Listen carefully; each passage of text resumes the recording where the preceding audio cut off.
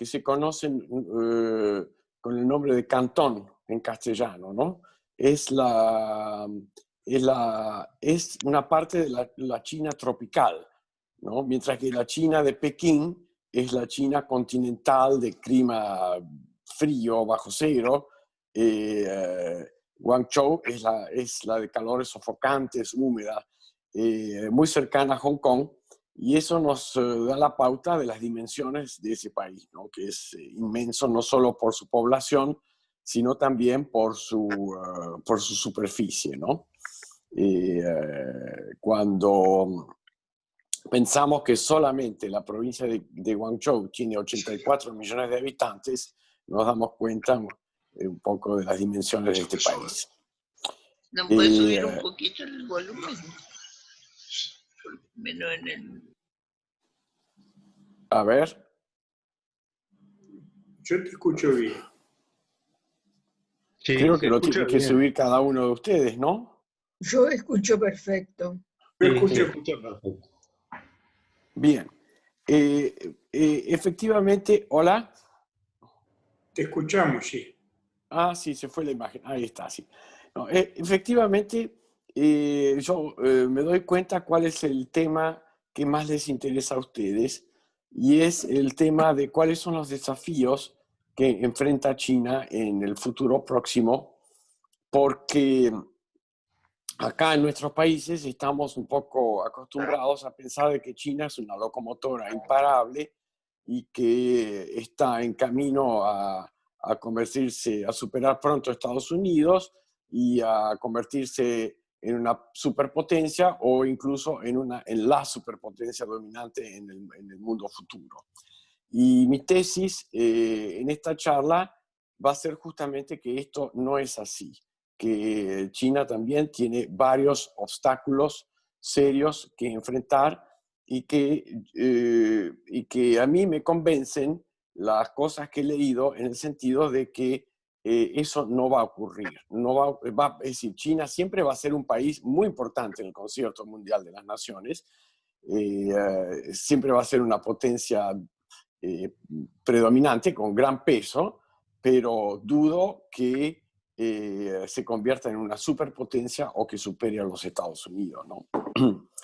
Salvo que los acontecimientos en los propios Estados Unidos se desencadenen en tal forma que vayan para atrás ellos, los yanquis, en una forma estrepitosa.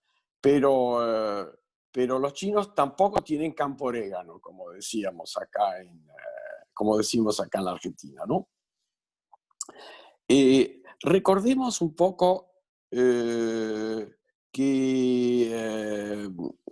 China es una especie de aristocracia, ¿no?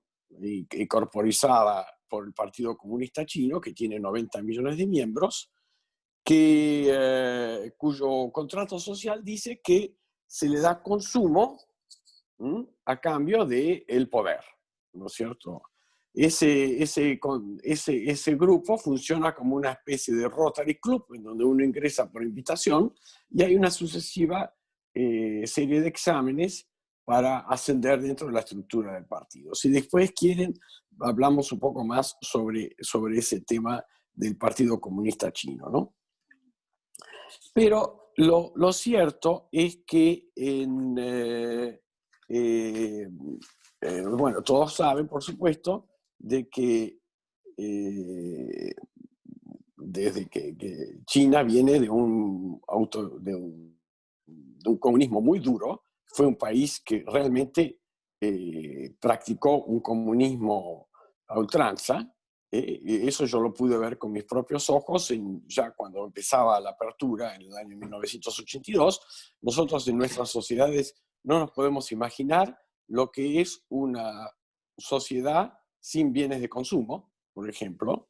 Es una cosa que es difícil de imaginar. Y desde entonces, a pesar del traspié que tuvo en 1988 con los levantamientos de la Plaza Tiananmen, que en realidad no fueron solamente en Tiananmen, sino que fueron en toda China, el Partido Comunista Chino logró reafirmar su rol mediante una apertura y gradual liberalización de su sistema económico, ¿no? Apertura económica sobre todo y no tanto político, ¿no? Pero esa etapa inaugurada por Deng Xiaoping y con las presidencias de Hu Jintao y no me acuerdo el otro cómo se llama en este momento, transcurrió bastante con gran éxito, con tasas de crecimiento increíbles, y es una cosa innegable e impactante el milagro económico chino desde la época que yo lo vi por primera vez en la actualidad, ¿no? Es decir, es algo que no se puede creer los cambios fenomenales que ha habido en ese país desde todo punto de vista, en lo material, en la infraestructura, en la construcción, en el nivel de vida de mucha gente, en todos estos años transcurridos, ¿no? Ahora bien, en 2012, justo cuando yo estaba retornando de China la segunda vez, se produce un cambio en el gobierno de China importante, porque asciende al poder como secretario general del partido Xi Jinping. ¿Por qué asciende Xi Jinping? Porque había primero porque hubo una pequeña lucha intestina en el cual algunos cabezas se dieron rodando, esas cosas nunca se ven mucho en nuestros diarios, y luego se afirmó este hombre que conviene tener algunas palabras sobre su historia personal. Xi Jinping es hijo de alguien que fue en su momento también un alto jerarca del partido y que fue un acompañante de Mao Zedong en la larga marcha.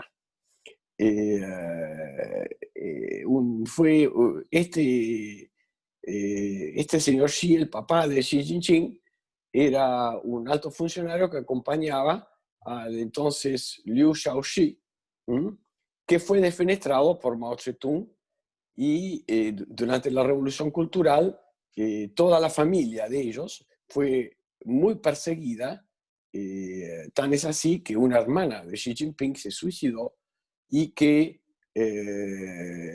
él, a pesar de haber sido educado en los mejores colegios de China en ese momento, tuvo que exiliarse en el interior durante varios años hasta que terminó la Revolución Cultural y pudo regresar a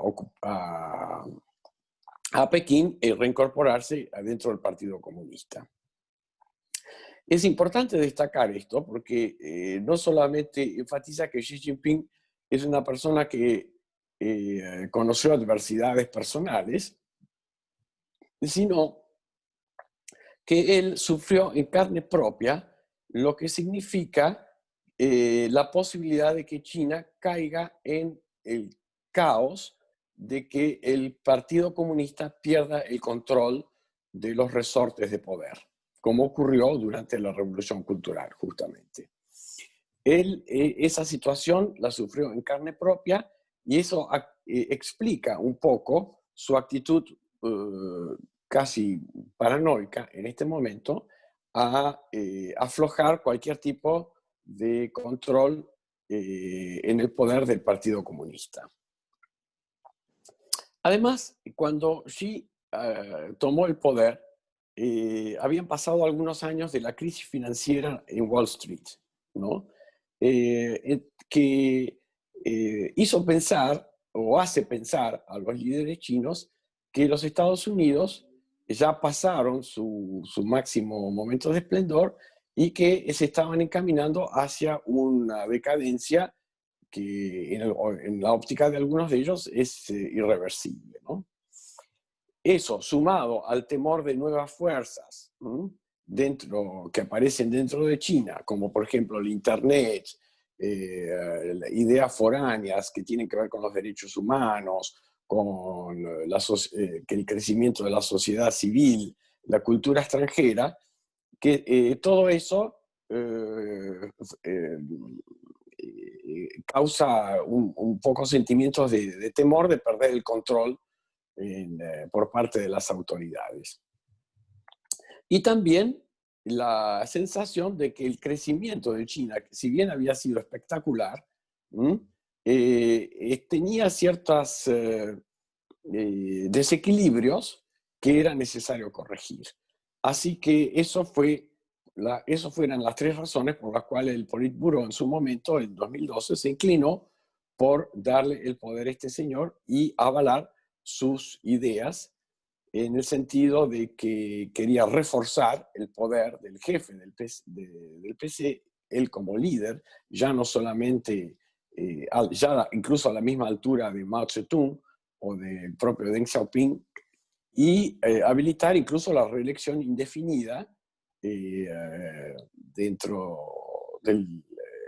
como su reelección indefinida como jefe de Estado. Hasta ese momento había una regla no escrita de que cada presidente podía durar 2 periodos de 6 años. Bueno, ahora ya no. Xi Jinping se va a mantener como presidente durante el tiempo que le dure su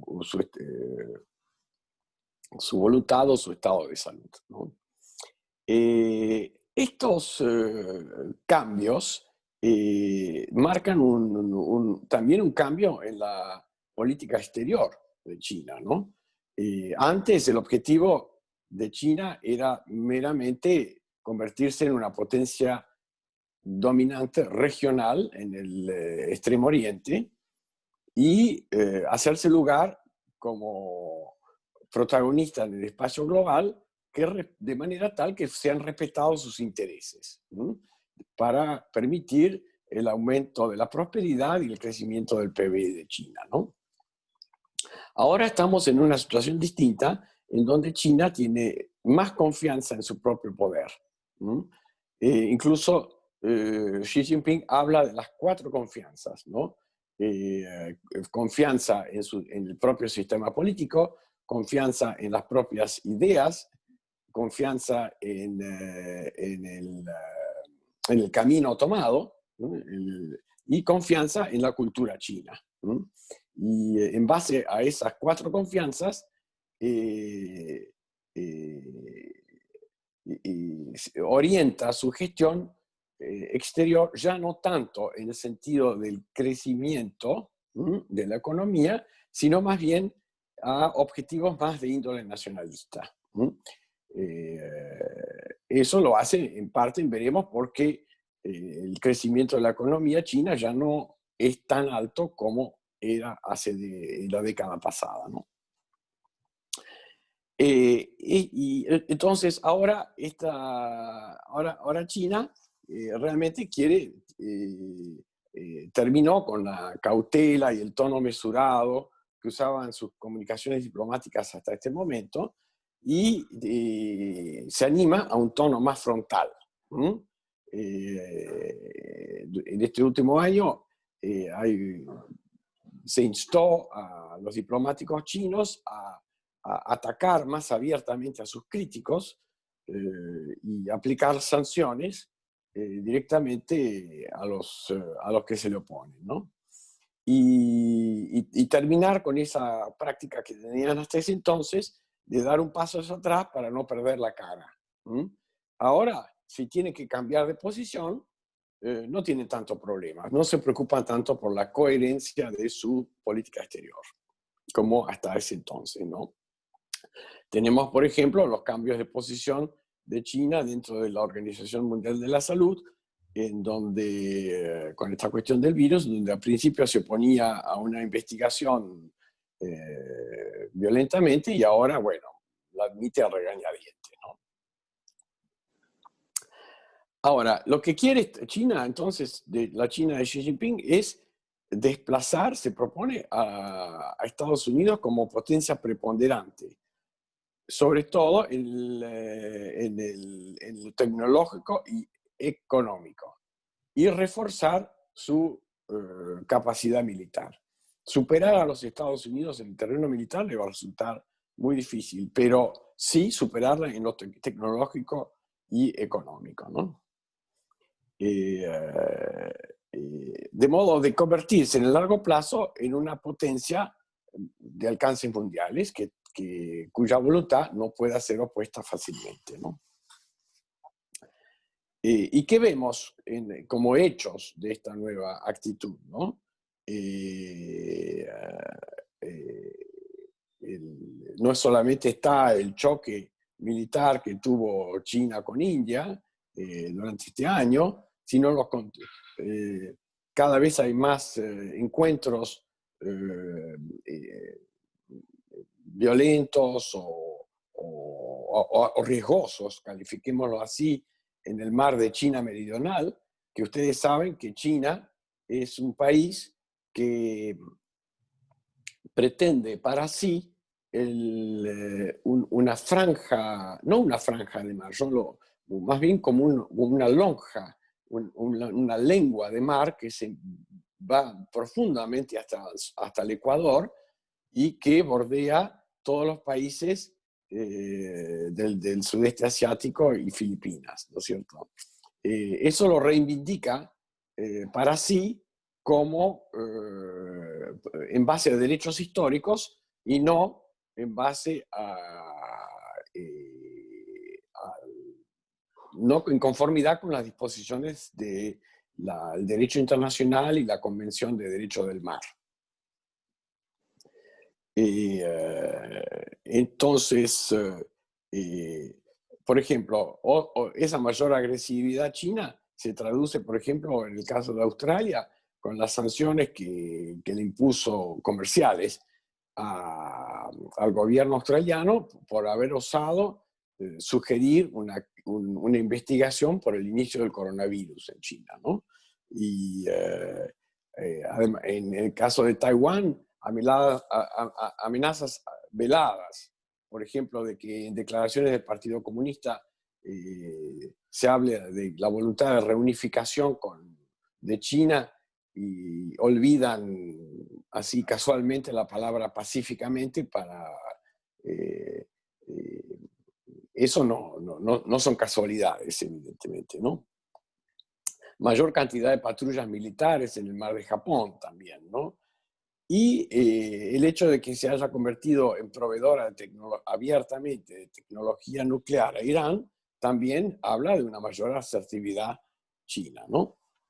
Y por supuesto está toda esta iniciativa de la ruta de la seda, que es como una especie de Commonwealth chino o de Banco Mundial chino para apoyar proyectos de infraestructura en países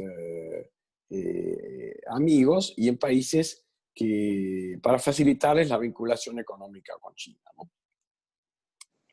Al mismo tiempo, en el interior de China hay desarrollos importantes porque Xi Jinping está embarcado en lograr que el control más fuerte de la sociedad con ayuda de la tecnología, ¿no?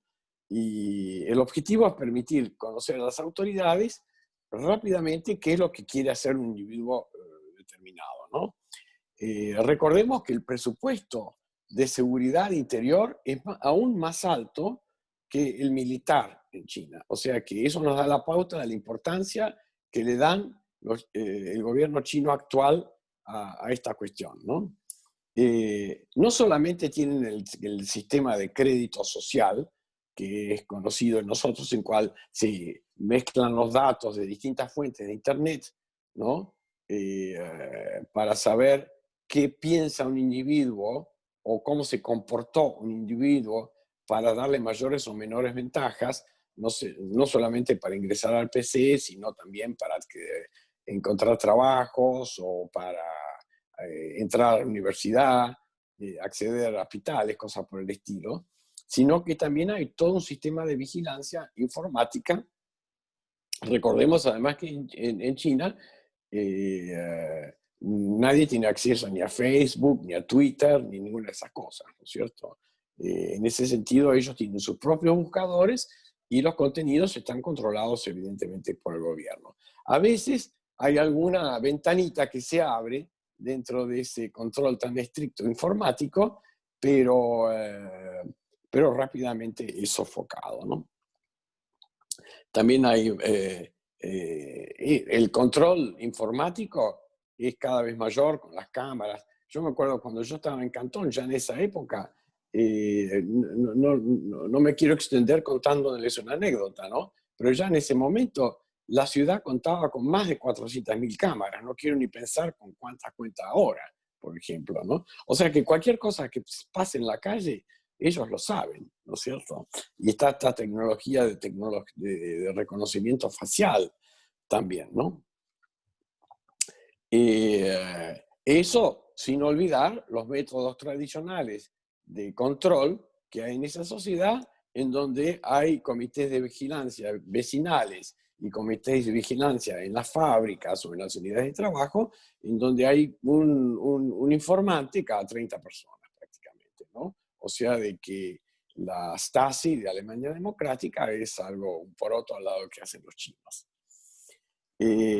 Por otra parte, hay un recrudecimiento de la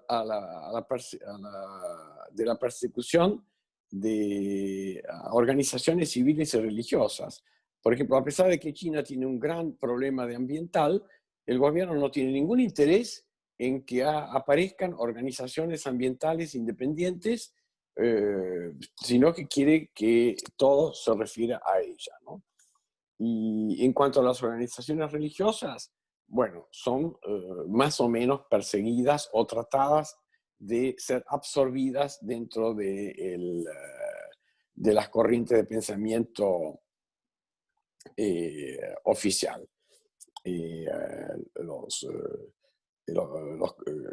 Algunas religiones, como el Falun Gong, que es una religión autóctona china, son muy perseguidas. Otras, como los cristianos o los musulmanes, son más tolerados, salvo el caso de los musulmanes del Turquestán chino, de Xinjiang, que, bueno, tienen millones, por lo menos 1 millón de personas en campos de reeducación, ¿no? Es decir, en China la censura es total, no existe ningún tipo de libertad de prensa, y los chinos viven en una sociedad absolutamente opaca en ese sentido. Eso no quiere decir que si uno hace una lectura atenta de todos los documentos que salen del gobierno chino, uno no puede empezar a darse cuenta de cuáles son las intenciones y cuáles son los objetivos del gobierno, ¿no?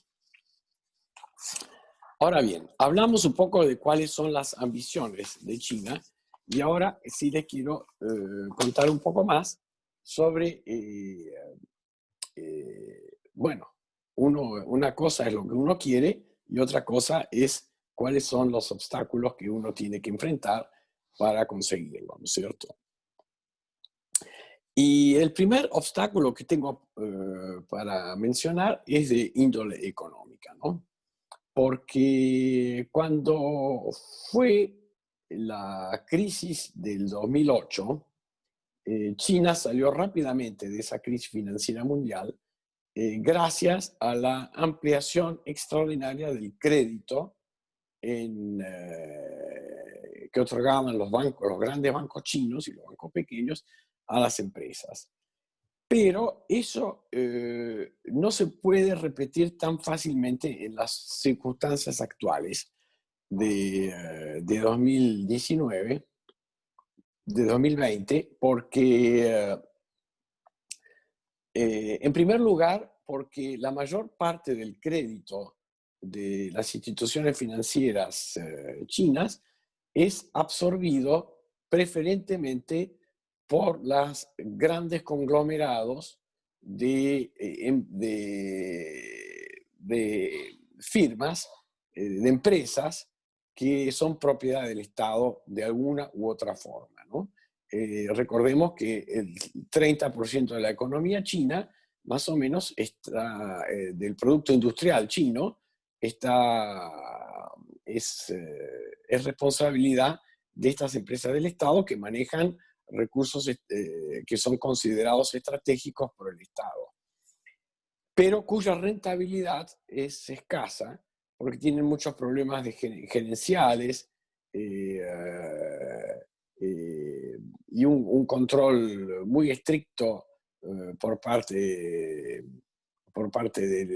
tienen falta de motivación de parte de su estrato gerencial, identificación de los gerentes de estos grandes conglomerados con el partido, ventajas que se les da para evitar la competencia de otras empresas y empresas extranjeras.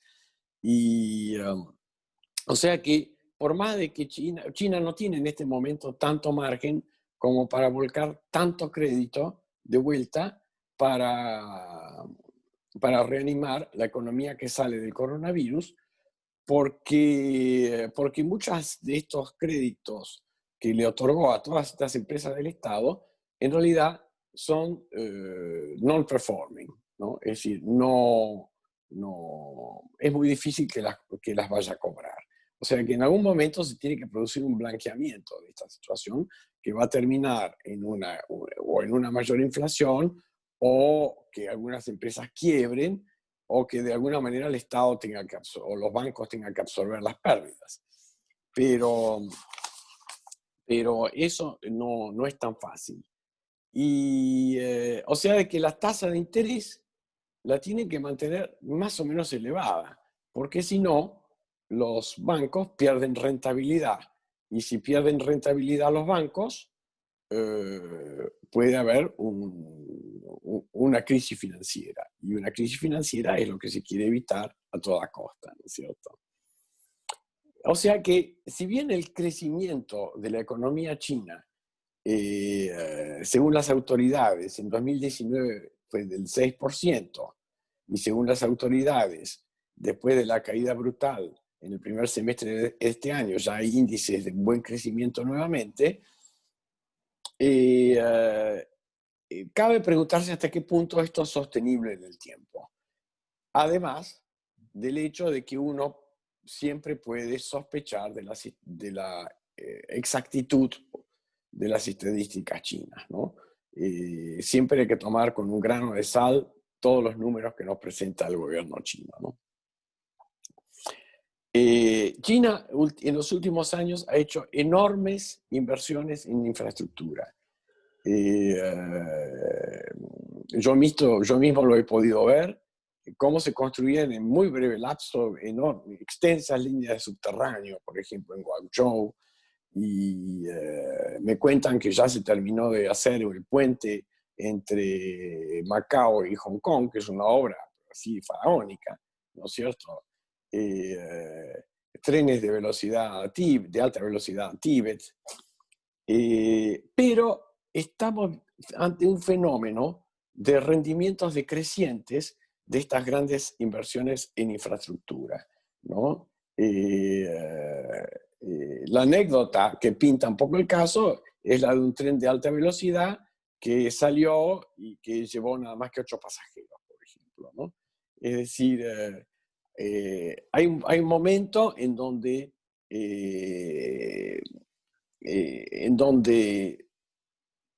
tanta inversión en infraestructura empieza a ser menos eficaz como para apalancar el crecimiento, ¿no?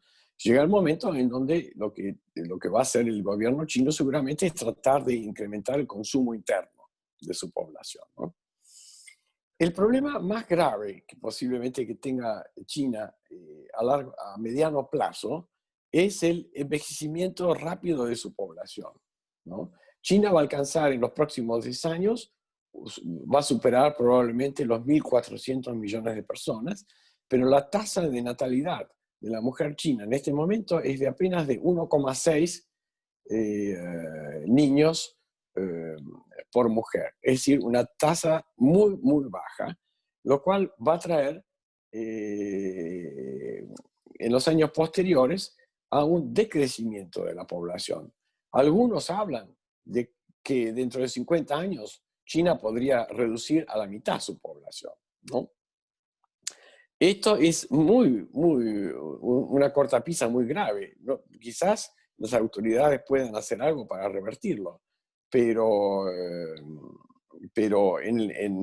recordemos que Japón también en los años 80 se pensaba de que iba a superar a Estados Unidos, y al final este problema, el envejecimiento de su población,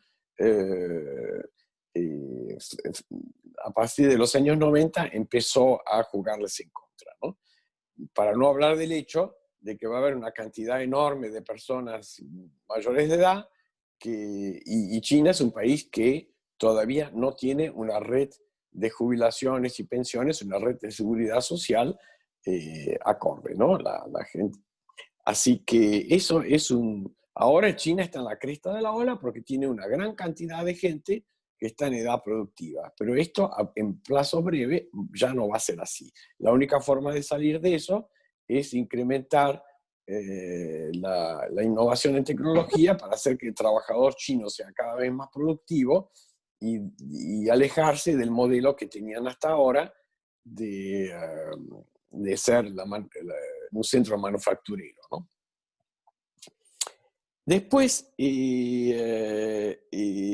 bueno, la otra cuestión que también es quizás más de índole filosófica, pero que nos mueve a pensar, es el siguiente punto, ¿no?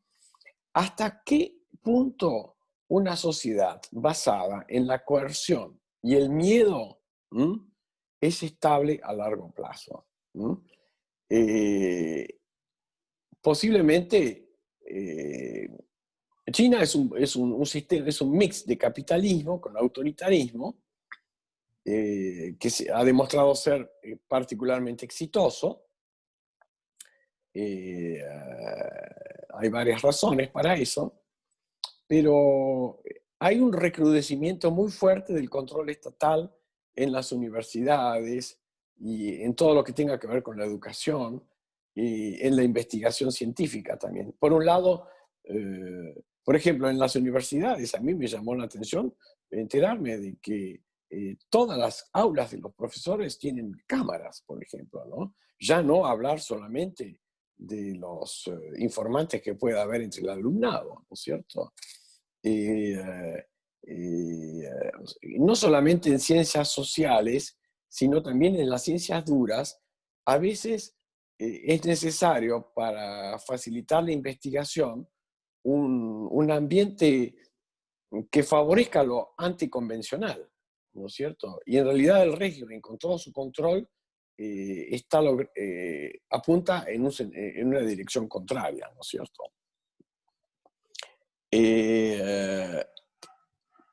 Por otra parte, el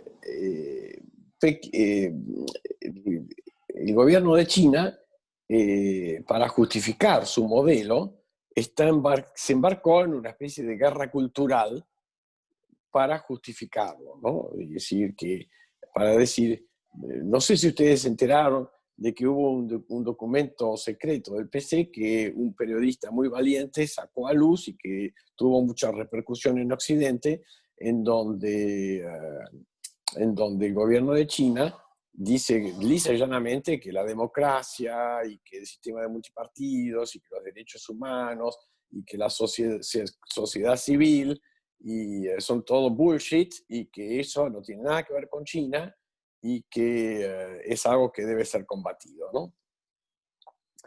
Y en esa guerra cultural trata de justificarse alegando la excepcionalidad de la cultura china y también tratando de buscar amigos en otros regímenes autoritarios en el planeta, ¿no es cierto? Pero a pesar de la proliferación de institutos Confucio y sobre todo después de la llegada del coronavirus, no se ve que que el modelo chino sea muy atrayente entre las masas como modelo a seguir, ¿no? Particularmente después de las manifestaciones masivas que hubo en Hong Kong y que, que- que- que no mostraron a China con su mejor rostro, ¿no? Después, esta mayor asertividad china está dando lugar también a crecientes temores en el concierto mundial y a una actitud más defensiva de muchos países, ¿no? Hagamos un repaso rápidamente, ¿no? En los propios Estados Unidos,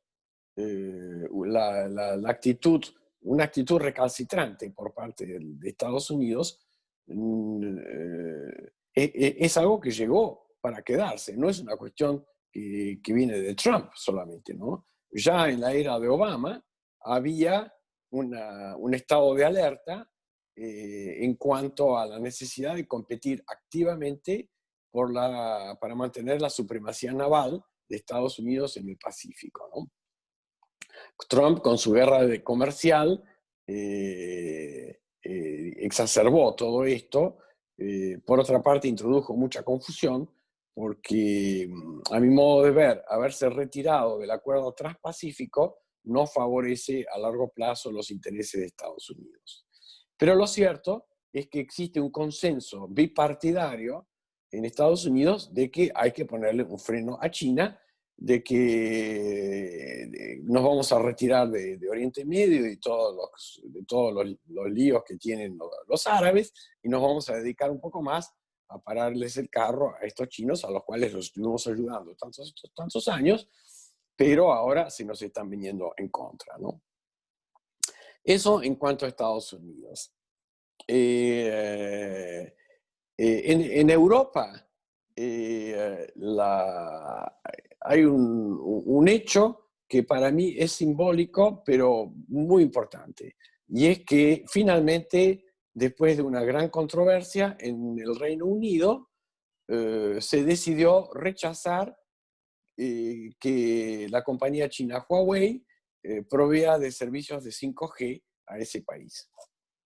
Eso ha sido un golpe bastante fuerte para la política exterior china. Europa, el resto de Europa, teniendo en cuenta que los ingleses se cortan solos ahora, no se abrió tan frontalmente de eso, pero tampoco están a favor digamos, no se pronuncian ni a favor ni en contra por el momento. Pero el hecho que los Estados Unidos se hayan negado a venderle a Huawei componentes muy decisivos para continuar su desarrollo en esta materia de comunicaciones, supongo que les debe servir un poco de alerta, ¿no?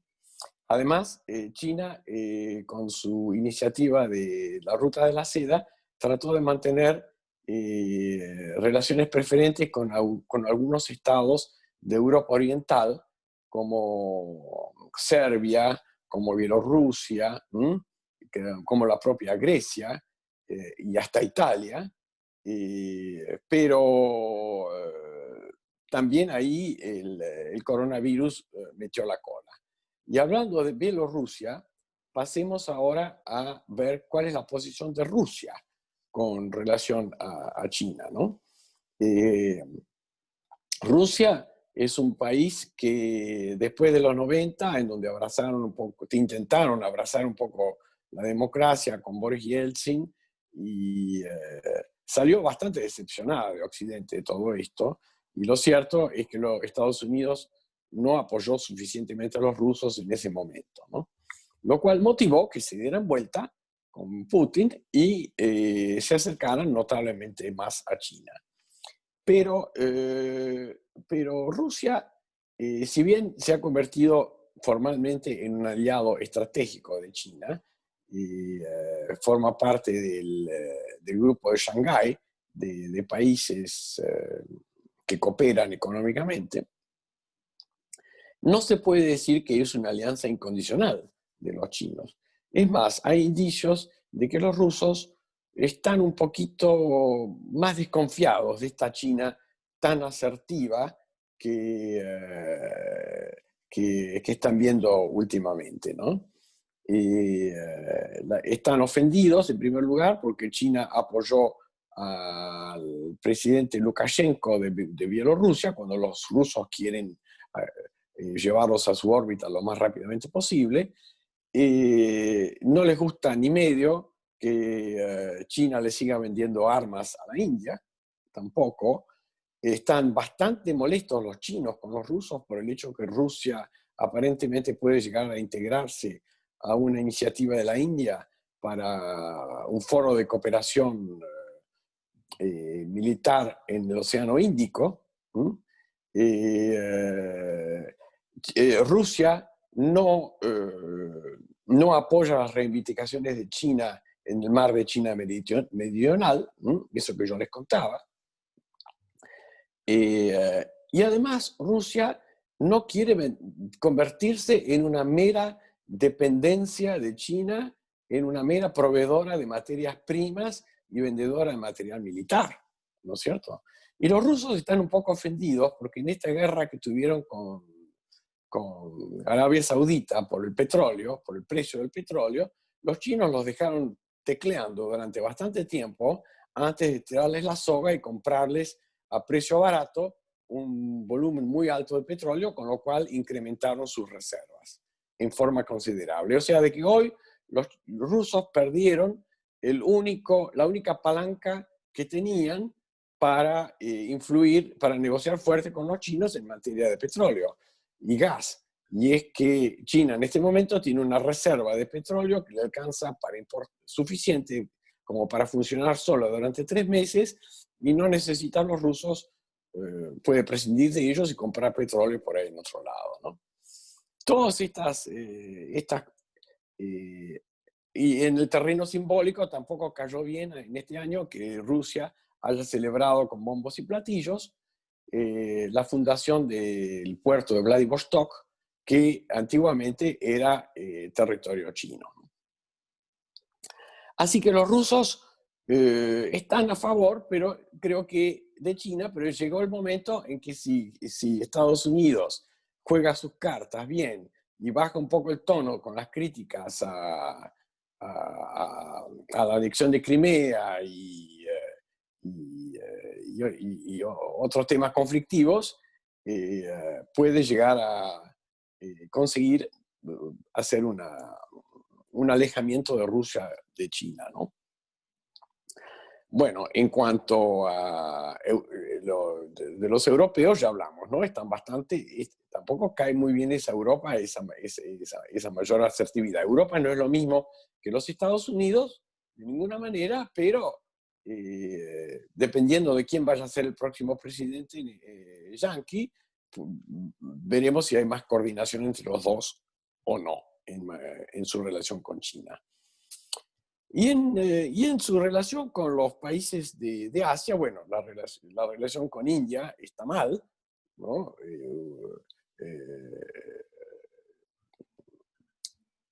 Mal y no mal, digamos que hay sospecha, ¿no? Y estratégicamente están en campos opuestos, ¿no? Pero bueno, tuvieron ese conflicto que dejó por lo menos 40 muertos, ¿no? En el Himalaya. Y con Australia tienen las sanciones comerciales de China a Australia no le han caído muy bien al público australiano ni al primer ministro de Australia. Con Japón, las maniobras militares de China y el exacerbamiento de la disputa por una isla que tienen en común en el mar de Japón tampoco ayuda, ¿no es cierto? Además, con Japón, las relaciones de China con Japón siempre fueron cordiales, pero no tanto, por razones históricas, ¿no? Por todo el tema de la ocupación de Japón durante la Segunda Guerra, ¿no? cada 2 por 3 en Japón, cuando hacen homenajes a sus héroes de la guerra, en China se enojan por eso, ¿no? Y quizás los países que son más favorables o más maleables a la presión china en este momento son los países del sudeste asiático, en donde si estableciésemos un puntaje, digamos que hay algunos, por ejemplo, si Estados Unidos es 0 y China es 10, podríamos decir que un país como Camboya está 9 a favor de China, a pesar de que el régimen de Camboya lo pusieron los vietnamitas. Vietnam es un país que tiene mucho en común con China, porque su régimen es muy parecido políticamente en lo interior, pero por ser vecino de China, mantiene importantes diferencias. Todavía no es, el tema del mar, de la jurisdicción del mar de China Meridional es álgido.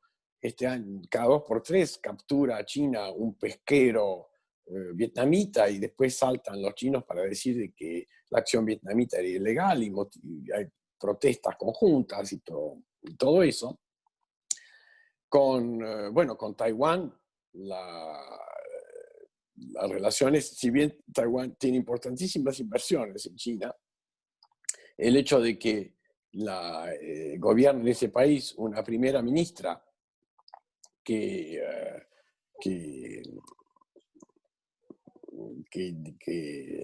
favorece más, sin decirlo en alta voz, porque es muy peligroso para ellos, mantenerse independiente de China.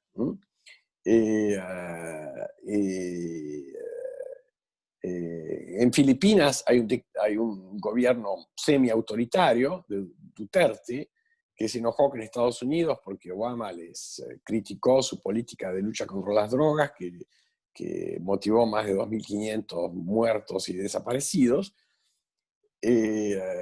Digamos que le otorgamos un 5, un país que tradicionalmente dependió mucho de la protección militar de Estados Unidos, en donde Estados Unidos tenía bases muy importantes, pero que fueron desmanteladas hace bastante tiempo ya. Y lo mismo podemos decir de Tailandia, Indonesia.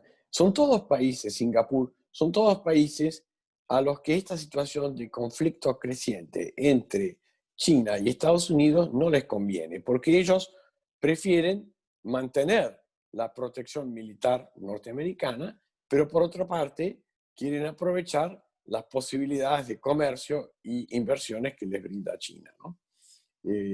Y cada vez más en el futuro les va a resultar difícil mantener un delicado equilibrio puntual para ver por dónde se paran, ¿no? O sea, de que el panorama internacional que rodea a China no es tan conducente a lograr sus objetivos en lo inmediato. Y bueno, a pesar de sus importantes inversiones militares, lograr la supremacía con Estados Unidos es muy difícil, ¿no? Pero sí, el objetivo inmediato de China es lograr la supremacía naval con Estados Unidos. Y en eso sí están embarcados, y ahí los yanquis van a tener que estar muy atentos para mantener su ventaja, ¿no? En suma, para que China supere a Estados Unidos y se convierta en una superpotencia, tendría que seguir creciendo a un ritmo del 6% por año hasta el año 2045. 2049, que va a ser el 100º aniversario de la República Popular, suponiendo que los Estados Unidos no crece a tasa cero.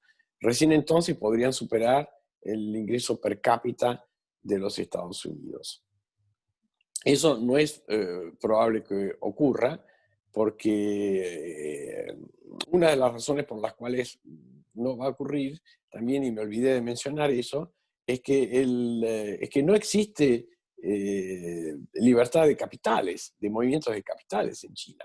Si los chinos pudieran trasladar su plata al exterior libremente, posiblemente habría un éxodo masivo de capitales de China, lo cual produciría un colapso de valores de la propiedad y una baja económica, ¿no? Es decir, el propio público chino no confía enteramente, los que tienen la plata para invertir en el PC. Por todas estas razones, algunos analistas opinan que China tampoco la tiene fácil no va a tener tan fácil en los años que vienen, ¿no? Y es algo que acá en América del Sur tenemos que tener en cuenta antes de decidir atar nuestro carro rápidamente a China, ¿no? Sería una tragedia que en el Mercosur Argentina y Brasil adopten estrategias diferentes para acercarse a China, ¿no? Este es un asunto que tiene que ser evidentemente triangular, Argentina, Brasil y los países Uruguay y Paraguay por un lado, y China por el otro, ¿no? Si vamos solos, bueno, nos van a comer los de afuera, ¿no? Bueno, creo que hice un pantallazo del tema que les interesaba, así que entiendo que ustedes querrán quizás elaborar algunas ideas, ¿no? Así que les cedo la palabra. Bueno, muchísimas gracias, Germán. Excelente la exposición. Hace mucho tiempo que venimos pensando en que la influencia china sería únicamente comercial y no territorial. Eso también lo ponemos en duda ahora.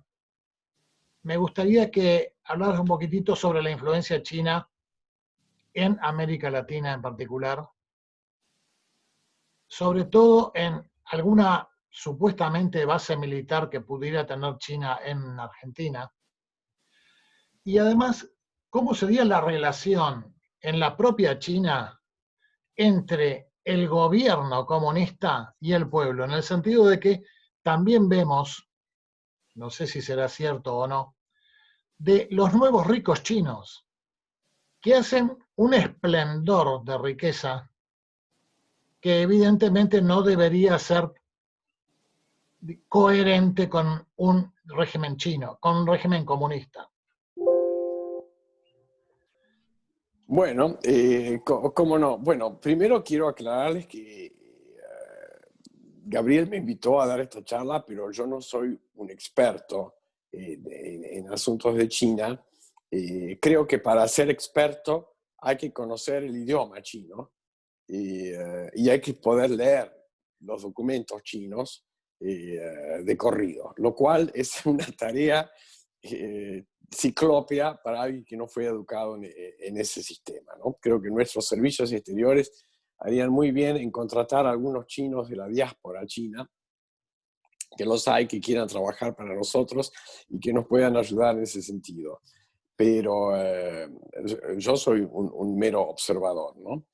Pero con relación a tu pregunta sobre este observatorio que hay en la provincia de Neuquén, no conozco los papeles en detalle, pero por lo que leí en los diarios y los comentarios que he oído, sí, es un caso un poco medio que puede llegar a poner un poco nervioso, que debería poner un poco nervioso a los argentinos y imagino que pone nervioso a los Estados Unidos, ¿no?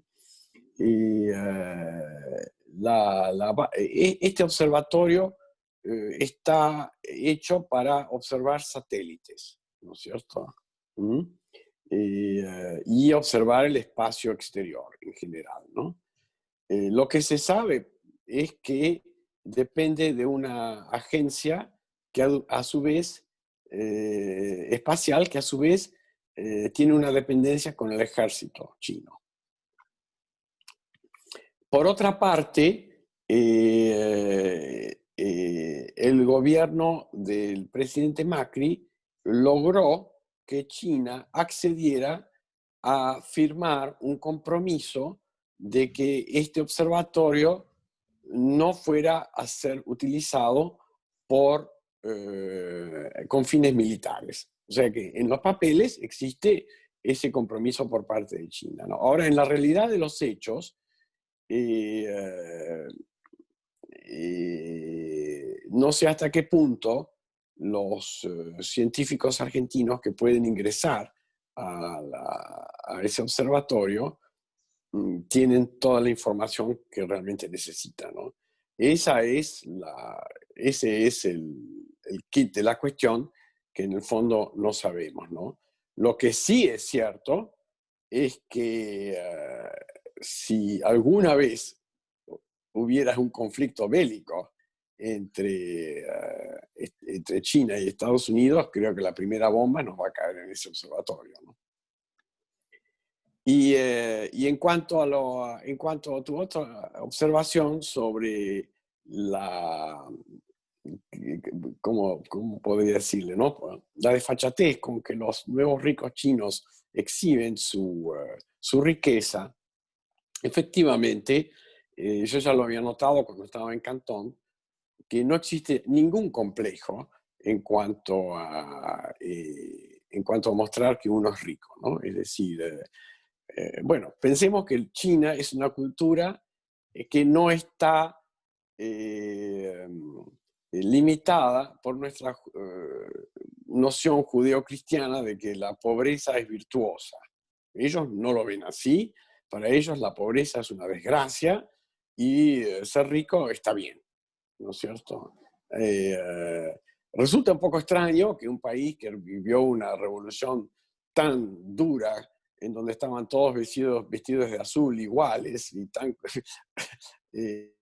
ahora dé como resultado estos individuos que circulan en Lamborghinis o hacen viajes a la Antártida que cuestan $15.000 y cosas por el estilo. Pero así es el hecho. A pesar de que China es un país que cuenta con poca seguridad jurídica, en el sentido técnico del término, y eso es un punto que me había olvidado mencionar. Una de las cuestiones que ayudaría al desarrollo de China y a un mayor control por parte de la sociedad, ayudaría el objetivo de modernización, es que existiera evidentemente una sociedad civil, una prensa libre, un poder judicial más o menos independiente para controlar al poder en China. Pero eso, por supuesto, no existe, ¿no? Y si bien hay un ambiente de seguridad grande en la práctica, aunque no tan absoluto como podría parecer a primera vista, ¿no? Porque tenemos que acordarnos que China es un país absolutamente opaco y las rebeliones que hay a nivel local nosotros no las vamos a conocer nunca, y menos las estadísticas del delito, ¿no? Pero lo cierto es que la población china le tiene realmente miedo a la policía y que en ese aspecto creo que si uno es rico, puede exhibir su riqueza con relativa facilidad, ¿no? Pero, No solamente, perdón, no solamente con facilidad, ¿no? Sino que incluso el rico manda y el pobre obedece, ¿no? claro, de cualquier manera, evidentemente que toda la sociedad china vive bajo el mando de un gran hermano. Está por Sí, encima de todo lo que pudiera llegar a ser, digamos, libertades públicas o libertades individuales.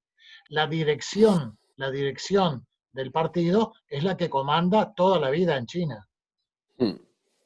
sí, así es. El control ¿Y cómo busca pueden ser salir cada vez más. algunos? El control busca ser cada vez más penetrante, ¿no? Sí, sí, Los sí, por supuesto. abogados, y particularmente los abogados de derechos humanos, son considerados particularmente peligrosos porque generalmente es gente inteligente que puede exponer al régimen en situaciones difíciles, o sea que se los persigue, ¿no? Dicho esto, permítanme hacer una aclaración, ¿no?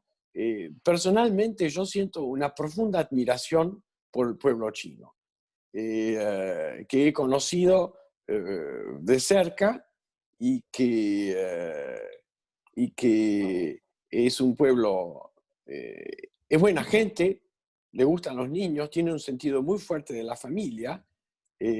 Como en todos los lugares, la gente humilde es simpática, ¿no es cierto? Son los poderosos los que son más bien antipáticos. Y creo que no tenemos que poner demasiado énfasis en el hecho de que los chinos son distintos, culturalmente tan diferentes a nosotros. Por supuesto, hay diferencias culturales grandes, ¿no? Pero que no deben ser sobreestimadas. Y en cuanto al régimen político, pensemos de que en Taiwán es chino y sin embargo tienen una democracia vibrante ahí, ¿no? Claro.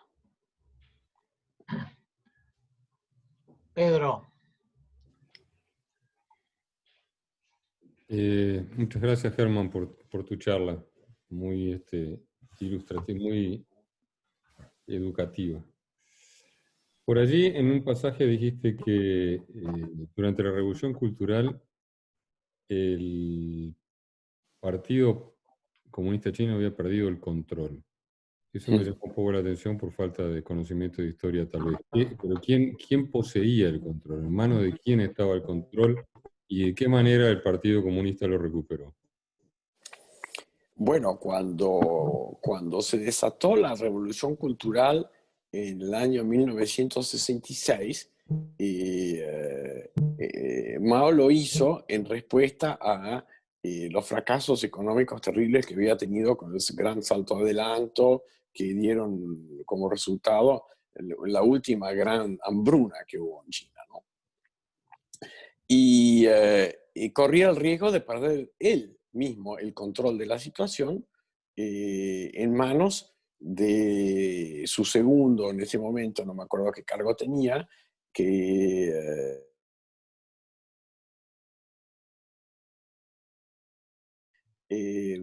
las estructuras más burocráticas del partido. Entonces Mao lanzó a una gran desburocratización del partido para volver a las fuentes de los campesinos, soldados y obreros, y hizo unas purgas fenomenales.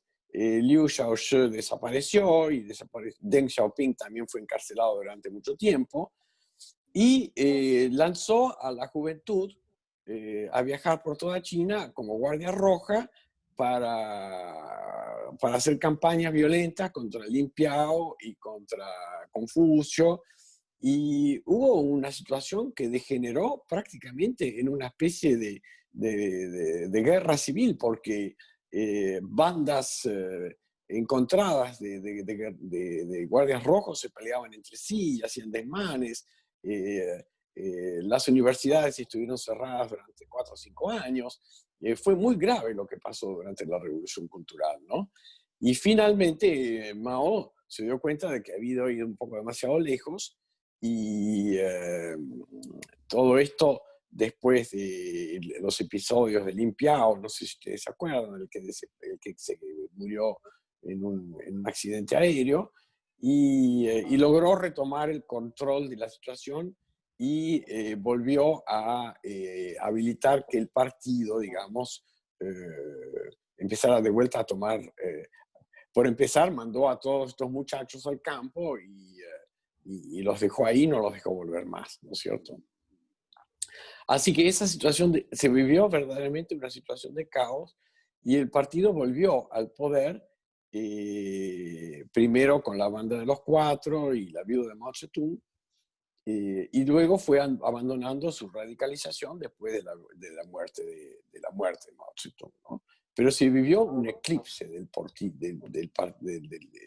poder de la burocracia del partido en esos años, particularmente del 66 al 68, ¿no? O sea que la visión de apertura hacia el exterior en realidad empezó con Mao y no después de Mao. No. Mao, no, más o menos, no. Es decir, Mao, digamos que volvió a retomar un poco de orden de la situación, pero a él le costaba mucho, en lo personal, ya era un hombre anciano, admitir un poco que tenía que dar un cambio de timón, ¿no? Ese cambio de timón se dio cuando él, después de la muerte de él y después de unos titubeos iniciales, cuando a través de luchas palaciegas en el Politburó subió al poder Deng Xiaoping, ¿no? Y Deng Xiaoping fue el que empezó la apertura, ¿no? Esa apertura empezó, yo la vi, fui testigo de ella, cuando se le permitió a los campesinos de las comunas comercializar, además de la cuota que tenían que dar al gobierno, cultivar algunas cosas que ellos querían y venderlas en mercados libres, por ejemplo, ¿no? Y fue un cambio bastante fuerte en la alimentación del pueblo chino, que hasta ese momento era muy mala, ¿no? Perfecto. Eso, algo así, no se descarta que pueda ocurrir en el futuro, porque ahora sí, ahora tenemos a Xi Jinping de vuelta en la cima del poder, un poco de la misma manera de Mao Zedong. Ya no es más un gobierno, una especie de gobierno colegiado con el Politburó, es un líder supremo que controla todo. Hay evidencias de que es el propio Xi Jinping el que toma las grandes decisiones, él mismo, ¿no es cierto? No delega nada. Y todo esto puede funcionar, puede seguir funcionando. Yo no quiero decir con eso que vaya a haber una rebelión en China. Es muy improbable de que en la China de hoy se pueda volver a ocurrir lo que pasó en Tiananmen en el año 1989, porque la sociedad está demasiado controlada policialmente e informáticamente. Tampoco es factible que haya un golpe interno, porque también todos los miembros del partido están muy, muy controlados, más controlados que la gente común todavía, incluso los miembros del Politburó. Pero si China, es un artículo que leí, que dice, que es escrito por unos chinos posiblemente, evidentemente, que dice que si el crecimiento de China baja a menos del 4% por año, entonces va a empezar a aparecer bastante desempleo entre muchas clases educadas que tienen ciertas ambiciones en China, ¿no? Recordemos que en China todavía gran parte de la población, hay todavía 250 millones de personas que son pobres y muchas personas viven en el medioevo. Pero hay una proporción grande de gente que ya tiene aspiraciones de clase media y quiere progresar en la vida. Y ese es un poco el contrato social que les tiene que dar el PC, ¿no? Si China no consigue crecer, mantener su crecimiento del 6%, va a tener más problemas, más cuestionamientos dentro del Politburó. Y si Xi Jinping, por ejemplo, se enfermara o sufriera alguna limitación en su capacidad, no tenemos que descartar que súbitamente pudiese haber algún cambio de rumbo dentro del PC chino, ¿no? Es decir, no hablamos tanto de una revolución, pero sí de un tomar las cartas y un poco dar de nuevo, ¿no? Muy bueno. ¿Quién más pedía la palabra? Alejandrina. No tiene... Perdón, Alejandrina, tenés el micrófono apagado. Ahí está. Bueno, no, muy, muy buena la charla. Tengo varias preguntas. También un comentario cuando hablaste sobre la posibilidad de estabilidad de este sistema. Yo estudié historia y los sistemas sociales de Asia, lo mismo que eran los incas acá en América, el tipo de estratificación social y del valor de los valores comunitarios y demás son bastante diferentes a los occidentales, y eso le da cierta estabilidad a los sistemas políticos, una estabilidad desconocida para Occidente, que toda la Edad Media ha sido luchas entre duques y duquesas y príncipes y princesas y demás, frente a imperios que gobernaron milenios, ¿no? Pero bueno, era como un aporte de que en ese aspecto por ahí puede ser un poco distinto.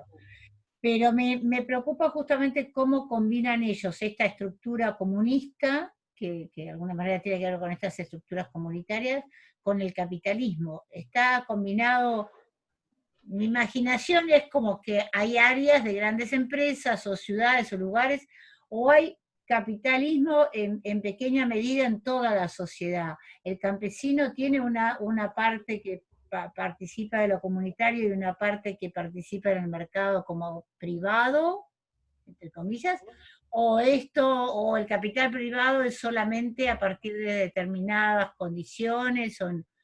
Yo tengo la sensación de que los capitalistas están todos en un rincón y la gente está en otro, pero supongo que no debe ser así. No sé cómo lo combinan el capitalismo y el socialismo y el comunismo. Bueno, yo no sé si puedo darte una respuesta muy contundente sobre eso, ¿no? Pero sí tenés razón en que en el caso de China hay una continuidad histórica muy grande entre el régimen imperial de las distintas dinastías que gobernaron China y el régimen actual, que nos mueve a pensar de que es más de lo mismo, ¿no? Por ejemplo, una de las cosas muy importantes que inventaron los chinos, además de la pólvora, el papel y la imprenta y cosas por el estilo, son los que inventaron la administración pública, ¿no? Porque ya en el año 200 antes de Cristo fueron los primeros en establecer un régimen de exámenes para ingresar a la administración pública, al mandarinato, ¿no es cierto? Un régimen de exámenes que se basaba en el conocimiento de los clásicos chinos de Confucio y en el dominio de la escritura, ¿no? Que el chino clásico era bastante más difícil que el chino actual, ¿no?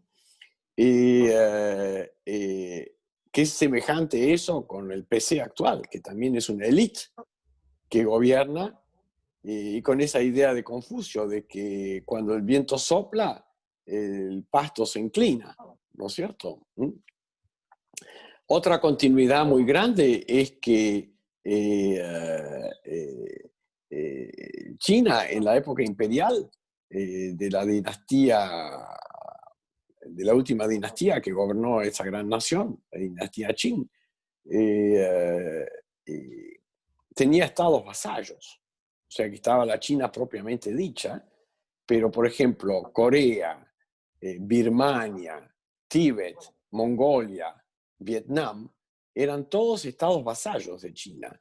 Es decir, eran independientes, pero mandaban embajadores al emperador que se prosternaban y tocaban con la frente el suelo y que le ofrecían regalos al emperador, ¿no es cierto? Después el emperador les daba regalos más importantes como para reafirmar su superioridad, ¿no es cierto? O sea que la idea de que China está por encima a sus vecinos no es nueva, viene de atrás, viene de tiempo atrás, ¿no es cierto? Y de la superioridad de su cultura, ¿no? Ahora bien,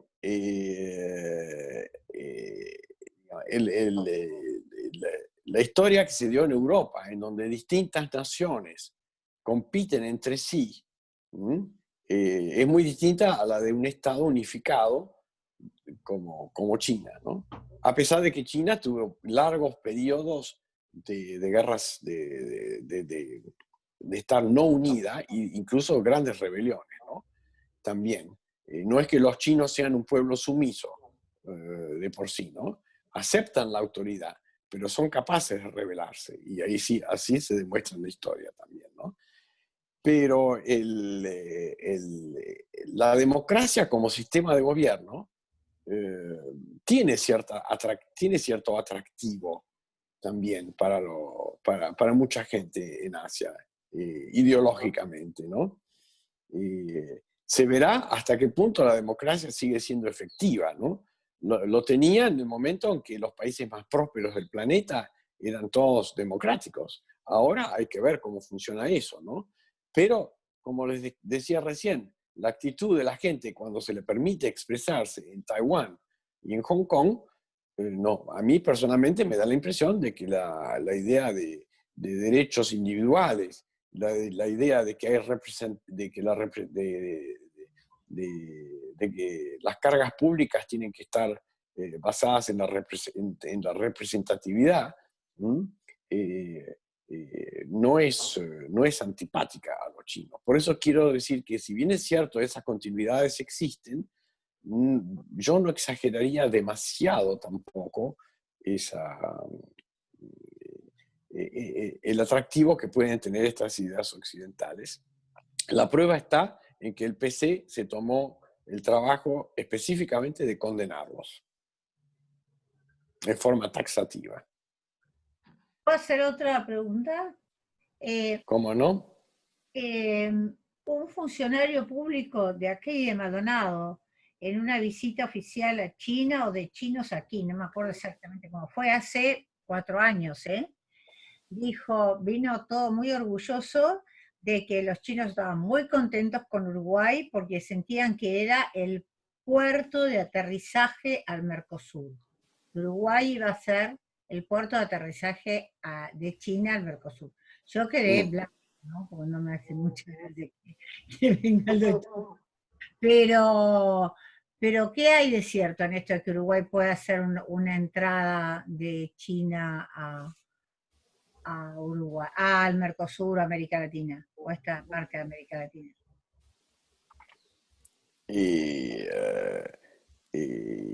Bueno, no sé hasta qué punto esto que oyó este señor de Maldonado expresa más quizás un deseo de complacer o de caer simpático, o qué, ¿no?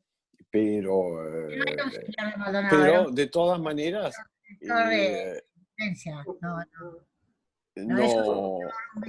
no sé, ustedes son casi todos uruguayos. Díganme, ¿hay muchas inversiones chinas en Uruguay en este momento?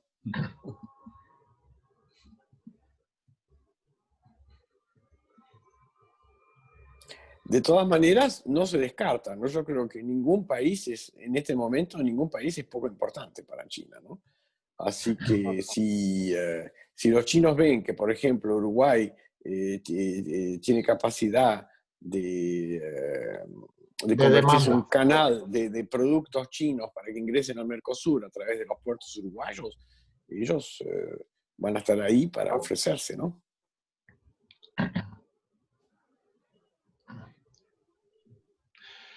Perdón, Germán, ese 6% de que hablaba con respecto a la continuidad comercial de China, ¿exigiría a nivel mundial una demanda de ese 6% de producción china, ya que tampoco podría únicamente en la economía interna? ¿El mundo está de acuerdo? ¿Cómo ves tú? Bueno, es decir, los Estados Unidos están totalmente decididos a desacoplar su economía de la de China en áreas estratégicas, por ejemplo, ¿no? Sí, y Europa también está embarcada un poco en el mismo camino de no depender tanto de China. Ahora, Estados Unidos y Europa creo de que juntas dan cuenta del 40% del comercio exterior de China, porque el comercio exterior de China hoy en día es más interasiático, ¿no es cierto?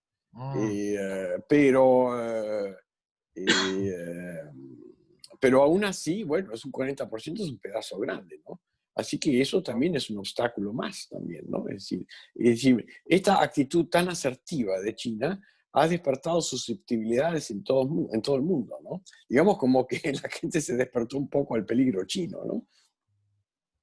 Okay. Y probablemente en los próximos años quizás veamos una especie de, sobre todo si en Estados Unidos ayudan un poco, los chinos también bajen un poco un cambio, ¿no?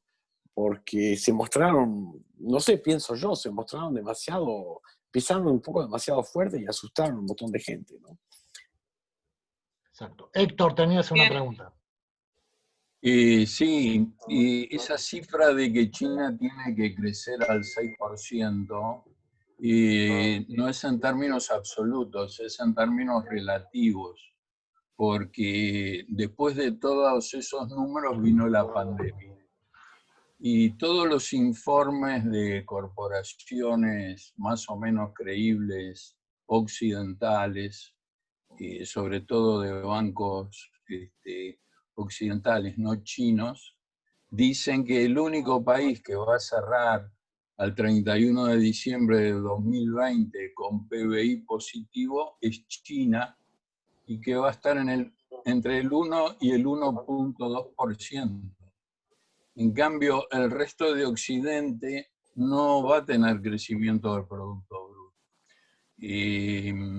Yo entiendo lo que Herman dice con respecto a sostener el 6%, porque China en su momento, cuando decíamos crece a tasas chinas, crecía al 9.5%. Y pudo crecer a esa altura por un fuerte movimiento migratorio de la población del campo a la ciudad. Pues esa frase que Herman dijo, ser rico no es malo, se le atribuye justamente al sucesor de Mao Zedong, que fue el que dijo esa frase y lo puso en práctica atrayendo capitales, porque no había un mercado de capitales en China. Entonces hubo que sacrificar a una generación completa haciéndola trabajar por un plato de comida. Después, cuando China vio de que empezaba a llenar el mundo de productos chinos con su mix de economía de mercado y Partido Comunista con un buró de 3.000 hombres que son verticalistas, entonces ahí se dio cuenta de que tenía que hacer un punto de inflexión, y después que llenó el mundo de productos chinos, empezó a hacer una mejor redistribución para el mercado interno. Hubo un caso que fue bastante icónico, que fue el de Foxconn. Cuando ustedes abren una computadora o cualquier tipo de aplicación, van a ver que hay muchos que dicen Intel Inside by Foxconn. En Foxconn se dio un caso interesante donde se infiltró un señor de Human Rights Watch y hizo una denuncia fuera de China para que no lo maten. Y efectivamente, Foxconn tenía algo así como 4,5 millones de empleados. Pero en las instalaciones de Foxconn tuvieron que poner rejas, porque cuando se empezó a formar el Silicon Valley chino, que es el Shenzhen, los técnicos se encontraban que tenían que trabajar 18 o 20 horas por salarios bajísimos y que la vida en Shenzhen era muy cara. Entonces se empezaron a suicidar. Se suicidó uno, se suicidó dos, se suicidaron 10. Hasta que al final alguien dijo, bueno, no nos vamos a seguir suicidando, pero tampoco estamos sindicados. Entonces hicieron una presentación y le aumentaron el sueldo un 30%. Quiero decir, parece un dato pintoresco, pero es real. Nosotros lo estudiamos en un estudio de casos en la Universidad Católica del Uruguay, y de alguna manera eso fue lo que, digamos, le dio el poder. El poder tener un mercado de capitales fue posible porque se sacrificó una generación entera que la pasó muy, pero muy mal, y que realmente trabajaban por un plato de comida. Ahora, si nosotros miramos al resto del mundo, al 31 de diciembre del 2020, dudo de que algún país cierre con un PBI positivo. Y aclarar, Muchas gracias, Héctor. Graciela, Aclarado lo que me preguntó el señor respecto al comercio con Uruguay, el 35% del comercio exterior uruguayo es con China. El 31% de las exportaciones son a China. O sea que realmente hay una influencia bastante fuerte, ¿no? Sí, justamente yo iba a hacer referencia a esa, agradecerle por la exposición, y no sé si hay inversiones chinas en Uruguay, no deben ser demasiado trascendentes porque no las conozco, pero sí es cierto que es nuestro principal socio comercial, ¿verdad? Es quien más nos compra nuestros productos. Pero yo quería hacer mención a otros desafíos, otros retos internos que pienso que pueda tener China, que ya algunos de ellos se mencionaron, y que me parecen interesantes. Si bien es cierto que existe un enorme control, ¿verdad?, sobre la población, también es cierto que a nivel local de los pequeños lugares, sí hay alguna forma de agitación social. La gente, por algunas cosas, si bien de pronto no lo hace de manera muy masiva, pero protesta, por ejemplo, los campesinos cuando les quitan sus tierras y no reciben suficiente indemnización, consideran que la indemnización no es suficiente, o también hay aquellos que pueden llegar a condiciones laborales, las contaminaciones ambientales. Y si bien es cierto que también hay un enorme control sobre los medios de comunicación, como muy bien el señor decía, muchas veces se sortean esos controles, y bueno, y también la masividad de los medios permite mayor comunicación entre los ciudadanos, y esto es una realidad. Asimismo, lo que tiene que ver con la división de clases, que es contraria a un sistema socialista, pero que es una realidad. Las ciudades más de las costas tienen una situación económica muy diferente a las ciudades más, a las zonas rurales, ¿verdad? Y si bien es cierto que hay algunas personas que se han enriquecido mucho, también es cierto que la enorme mayoría de la población mejoró su condición económica. Eso también hace que quizás las personas no sientan tanta diferencia, porque cada uno en su medida, la movilidad social ascendente es una realidad en la mayoría de los chinos. En las zonas rurales pasaron de un 30% de pobreza extrema a un 3%. Realmente es un cambio interesante en 30, 40 años. Y otra cosa que quería decir, que tiene que ver con la corrupción, que si bien es cierto que hay bastante control sobre ella, esta existe, y me gustaría saber cuánto influye la corrupción en un posible despegue de China como potencia mundial. Gracias. Hola. Bueno, Xi Jinping es absolutamente consciente de que el problema de la corrupción existía, posiblemente es una hidra de 1000 cabezas que haya que ir cortando permanentemente. Utilizó el tema de la corrupción para perseguir a sus enemigos políticos también, pero creo que fueron 4 millones de miembros del partido que fueron expulsados por tema de corrupción, ¿no? O sea que el gobierno de China hizo si se quiere, un esfuerzo muy grande para terminar con el tema de la corrupción, ¿no? Pero ahí vuelvo un poco a lo que decía antes, ¿no? ¿Hasta qué punto se puede luchar contra la corrupción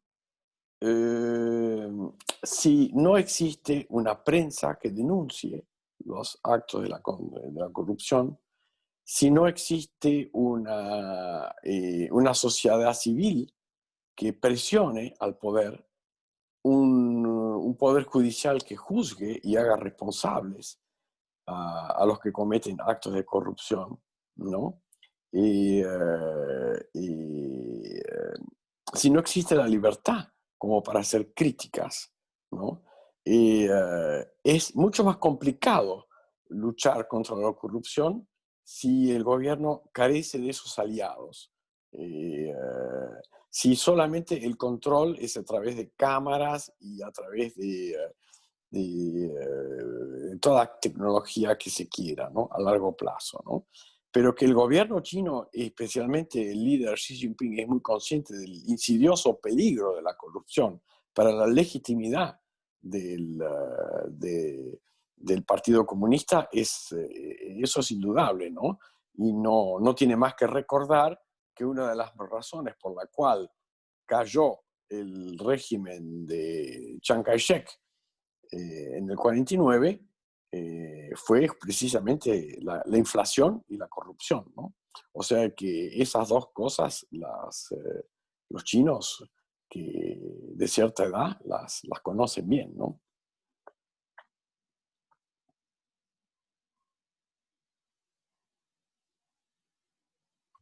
Y en cuanto a la otra observación de que los chinos, quizás una generación fue sacrificada, no nos tenemos que olvidar tampoco de dónde viene China, ¿no? China viene de un siglo catastrófico que va desde 1860 sí, yo diría a 1960, ¿no es cierto? O más, ¿no? En donde un siglo catastrófico de ocupación extranjera, de guerras que perdió, de territorio que le fue arrebatado, de concesiones extraterritoriales a potencias imperialistas extranjeras, de una ocupación japonesa terrible, de guerras civiles, de hambrunas y desórdenes de todo tipo, luego de unos movimientos telúricos de tipo ideológico de la Gran Siete, ¿no es cierto? Tan es así que cuando yo llegué a China en 1982 por primera vez, era muy joven en esa época, creo que los chinos realmente eran conscientes de que eran pobres y querían desesperadamente salir de esa situación. Porque los chinos, a pesar de su pobreza ya en esa época, tenían metido ese orgullo de su civilización, ¿no? Esa sensación de que, bueno, ahora estamos mal, pero en realidad nosotros siempre fuimos mejores que ustedes y vamos a ser mejores que ustedes de vuelta, ¿no es cierto? Entonces, apenas el gobierno levantó un poquito las clavijas para que pudiese expresarse la laboriosidad innata que tienen los chinos, hubo una revolución y un afán de salir adelante y de progresar fenomenal, ¿no es cierto? Porque hay que reconocer que a pesar de todos los movimientos que hubo, bueno, es decir, China expulsó a los extranjeros y logró que haya cierta paz, que haya paz civil dentro del país, ¿no? O sea que esas energías de la gente se canalizaron creativamente al trabajo y al consumo, ¿no? Al consumo sobre todo, ¿no? Porque los chinos querían consumir desesperadamente, ¿no? Quizás en este momento hay como una especie de síntomas de cierta fatiga en el consumismo desaforado de los chinos, ¿no es cierto? De comprar carteras Gucci y de perfumes y de viajar y de autos caros y de comprar todo lo que puedan, ¿no es cierto? Ya empiezan a verse síntomas de que eso ya está empezando a parar un poco, ¿no es cierto? Pero eso que se sacrificó una población, sí, es cierto, pero venían de una situación peor antes, ¿no? Bueno, vení para acá. Perfecto. Bueno, si no hay más preguntas, le damos las gracias a Germán, también a Gabriel. A ver, una última de Alejandrina. No es más que una pregunta, es una recomendación. Hay un documental que se ha premiado con el Oscar, el Oscar anterior, sobre América, en donde se plantea una fábrica china que se instala en Estados Unidos. Y se ve muy bien el choque cultural entre la forma de trabajar que imponen los chinos a los trabajadores y la forma de trabajar occidental. La escuché nombrar. ¿Cómo se llama? No me puedo acordar el nombre, pero no quería... Excelente. Es muy bueno. Yo no me acuerdo cómo se llama, pero es muy bueno, sí. El modo de vida No, salió en el Oscar, lamentablemente me estoy comiendo No me una... acuerdo. Algo Está de en Netflix, Factory, está algo de en la Factory, ¿no? plataforma de Netflix, se puede ver. En América, Factory en América, algo así. American Factory, ¿no es? American Factory, creo. Ahí está. Creo que lo voy a buscar, yo no la vi. Es muy Creo buena. que sí, se llama American Factory, sí. Sí. No quería Vale. mandar eso y agradecer esta exposición que fue fantástica, realmente muy completa. Gracias. Bueno, gracias a ustedes y un saludo a todos mis amigos uruguayos. Muchas gracias, muy amable. Muchas Chao, gracias. Chao. Gracias a todos. Nos encontramos el viernes que viene. Chao, Bueno. hasta el viernes, que Chau, pasen chau. bien. Chao, gracias. Gracias, Jorge, por esto. Adeus. Gracias, Pedro, por engancharnos. Chao, chao, Pedro. Gracias, Pedro.